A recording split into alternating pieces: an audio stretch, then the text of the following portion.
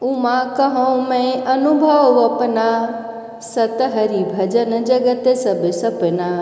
जय श्री हरि, जय श्री कृष्णा। प्यारे भक्तजनों, कोई भी व्रत अधूरा माना जाता है जब तक कि उस व्रत की कथा न सुनी जाए। अगर प्रसन्न चित्त मन से पूर्ण विश्वास के साथ पूरी कथा श्रवण की जाए तो कथा का फल अवश्य ही मिलता है। तो आइए सुनते हैं रवि प्रदोष व्रत की बहुत ही दुर्लभ कथा। एक समय सभी प्राणियों के हितार्थ परम पवित्र भागीरथी के तट पर ऋषि समाज द्वारा विशाल गोष्ठी का आयोजन किया गया। विज्ञ महर्षियों की एकत्रित सभा में व्यास जी के परम शिष्य पुराण वेत्ता सूत जी हरि कीर्तन करते हुए पधारे। सूत जी को देखते ही शौनक आदि 88,000 ऋषि मुनियों ने दंडवत प्रणाम किया। महाज्ञानी सूत ने भक्ति भाव से ऋषियों को हृदय से लगाया तथा आशीर्वाद दिया। विद्वान ऋषिगण और सब शिष्य आसनों पर विराजमान हो गए। मुनिगण विनीत भाव से पूछने लगे कि हे परम दयालु, कली काल में शंकर जी की भक्ति किस आराधना द्वारा उपलब्ध होगी, हम लोग को बताने की कृपा कीजिए, क्योंकि कलयुग के सभी प्राणी पाप कर्म में रत होकर वेद शास्त्रों से विमुख रहेंगे। दीन जन अनेकों संकटों से त्रस्त रहेंगे। हे मुनि श्रेष्ठ, कली काल में सत्कर्म की ओर किसी की रुचि नहीं होगी। जब पुण्य क्षीण हो जाएंगे तो मनुष्य की बुद्धि असत कर्मों की ओर प्रेरित होगी, जिससे दुर्विचारी पुरुष वंश सहित समाप्त हो जाएंगे। इस अखिल भूमंडल पर जो मनुष्य ज्ञानी होकर ज्ञान की शिक्षा नहीं देता, उस पर परमपिता परमेश्वर कभी प्रसन्न नहीं होते हैं। हे महामुने, ऐसा कौन सा उत्तम व्रत है जिससे मनवांछित फल की प्राप्ति होती है? कृपा कर बतलाइए। ऐसा सुनकर दयालु हृदय श्री सूत जी कहने लगे, हे श्रेष्ठ मुनियों तथा शौनक जी, आप धन्यवाद के पात्र हैं। आपके विचार सराहनीय एवं प्रशंसनीय हैं। आप वैष्णवों में अग्रगण्य हैं, क्योंकि आपके हृदय में सदा परहित की भावना रहती है। इसलिए हे शौनक आदि ऋषियों, सुनो, मैं उस व्रत को तुमसे कहता हूँ जिसके करने से सब पाप नष्ट हो जाते हैं। धन वृद्धि कारक, दुख विनाशक, सुख प्राप्त कराने वाला, संतान देने वाला, मनवांछित फल प्राप्ति कराने वाला यह व्रत तुमको सुनाता हूँ, जो किसी समय भगवान शंकर ने सती जी को सुनाया था और उनसे प्राप्त यह परम श्रेष्ठ उपदेश मेरे पूज्य गुरु जी ने मुझे सुनाया था, जिसे आपको समय पाकर शुभ बेला में मैं सुनाता हूँ। बोलो उमापति महादेव की जय। सूत जी कहने लगे, आयु वृद्धि स्वास्थ्य लाभ हेतु रवि त्रयोदशी प्रदोष का व्रत करें। इसकी विधि इस प्रकार है। प्रातःकाल स्नान कर निराहार रहकर शिव जी के ध्यान में मगन हों। शिव मंदिर में जाकर शंकर जी की पूजा करें। पूजा के पश्चात अर्धपुंड्र त्रिपुंड का तिलक धारण करें। बेलपत्र चढ़ाएं, धूप दीप अक्षत से पूजा करें, ऋतु फल चढ़ाएं, ओम नमः शिवाय मंत्र का रुद्राक्ष की माला से जप करें। ब्राह्मण को भोजन करा सामर्थ्य के अनुसार दक्षिणा दें। तत्पश्चात मौन व्रत धारण करें। व्रती को सत्य भाषण करना आवश्यक है। हवन आहुति भी देनी चाहिए। मंत्र है ओम ह्रीं क्लीं नमः शिवाय स्वाहा से आहुति देनी चाहिए। इससे अभीष्ट फल की प्राप्ति होती है। व्रती पृथ्वी पर शयन करे, एक बार भोजन करे, इससे सर्व कार्य सिद्ध होते हैं।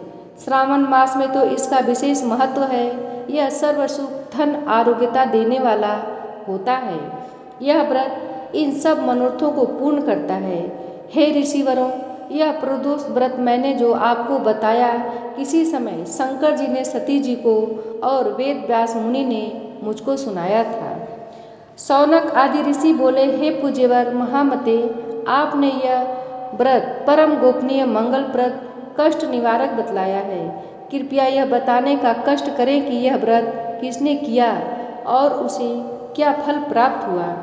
श्री सूत जी बोले, हे विचारवान ज्ञानियों, आप शिव के परम भक्त हैं। आपकी भक्ति देखकर मैं व्रती पुरुषों की कथा कहता हूँ। एक ग्राम में अति दीन ब्राह्मण निवास करता था।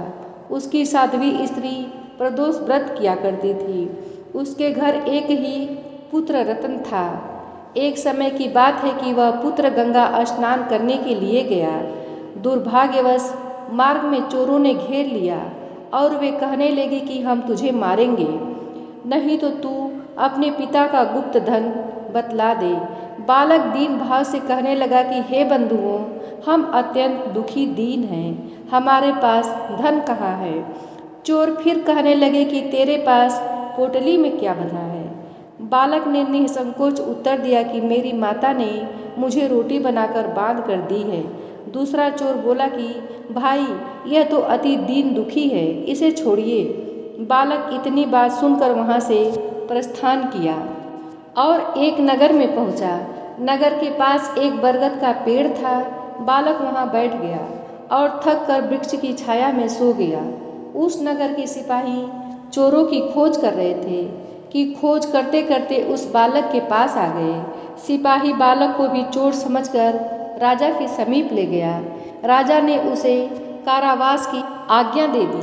उधर बालक की माँ भगवान शंकर जी का प्रदोष व्रत कर रही थी। उसी रात्रि राजा को स्वप्न हुआ कि यह बालक चोर नहीं है, प्रातः छोड़ दो, नहीं तो आपका वैभव राज्य सब शीघ्र ही नष्ट हो जाएगा। रात्रि समाप्त होने पर राजा ने उस बालक से सारा वृत्तांत पूछा। बालक ने सारा वृत्तांत कह सुनाया। वृत्तांत सुन राजा ने सिपाही भेजकर बालक के माता पिता को बुलवा लिया। राजा ने उन्हें जब भयभीत देखा तो कहा, भय मत करो, तुम्हारा बालक निर्दोष है। हम तुम्हारी दरिद्रता देखकर 5 गांव दान में देते हैं। शिव जी की दया से ब्राह्मण के आनंद होने लगे। इस प्रकार जो कोई इस व्रत को करता है उसे आनंद प्राप्त होता है। अब सुनते हैं शंकर जी की आरती। जय शिव ओंकारा, ओम जय शिव ओंकारा, ब्रह्मा विष्णु सदा शिव अर्धांगी धारा। ओम जय शिव ओंकारा, एकानन चतुरानन पंचानन राजे, हंसासन गरुड़ासन वृषवाहन साजे। ओम जय शिव ओंकारा, 2 भुज 4 चतुर्भुज 10 भुज अति सोहे, तीनों रूप निरखते त्रिभुवन जन मोहे। ओम जय शिव ओंकारा, अंशमाला बनमाला मुंडमाला धारी, त्रिपुरारी कंसारी करमाला धारी। ओम जय शिव ओंकारा, श्वेतांबर पीतांबर बाघंबर अंगे, सनकादिक प्रभुतादिक भूतादिक संगे। ओम जय शिव ओंकारा, करे मध्य कमंडल चक्र त्रिशूलधारी, सुखकारी दुखहारी जगपालनकारी। ओम जय शिव ओंकारा, ब्रह्मा विष्णु सदा शिव जानत अविवेका, प्रणावक्षर में शोभित एक तीनों एका। ओम जय शिव ओंकारा, त्रिगुण स्वामी की आरती जो कोई नर गावे, कहत शिवानंद स्वामी सुख संपत्ति पावे। ओम जय शिव ओंकारा। जय गणेश जय गणेश जय गणेश देवा, माता जाकी पार्वती पिता महादेवा, लड्डुअन को भोग लगे संत करे सेवा। जय गणेश जय गणेश जय गणेश देवा, एक दंत दयावंत 4 भुजाधारी, मस्तक सिंदूर सोहे मूस की सवारी। जय गणेश जय गणेश जय गणेश देवा, अंधन को आँख देत कोढ़िन को काया, बाझन को पुत्र देत निर्धन को माया। जय गणेश जय गणेश जय गणेश देवा। पान चढ़े फूल चढ़े और चढ़े मेवा। सूरदास शरण आए सुफल कीजे सेवा। जय गणेश जय गणेश जय गणेश देवा। दीनन की लाज रखो शंभु सूतवारी। कामना को पूरा करो जग बलिहारी। जय गणेश जय गणेश जय गणेश देवा।